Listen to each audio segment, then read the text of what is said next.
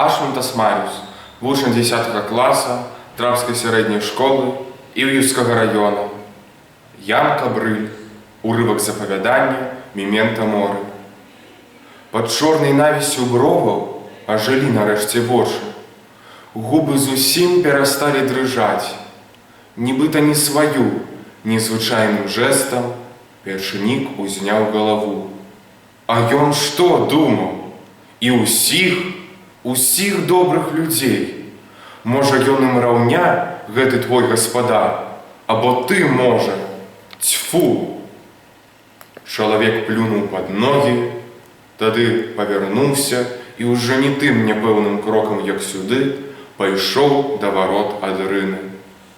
Быў нейкі момант разгубленасці, а потым зондерфюрер сарваў з правай рукі мокрую скураную пальчатку, ашпіліў кабуру, выхапіў пісталет і прыцэліўся. У жудасным ляманце стрэл амаль не пачуўся. Але пячэнік упаў. Ён яшчэ ўздрыгваў, калі яго паднялі і кінулі цераз парог пад ногі з бою аднавяскоўцаў. Тады вароты назаўсёды зачыніліся.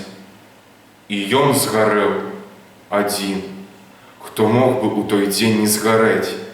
І ён жыве.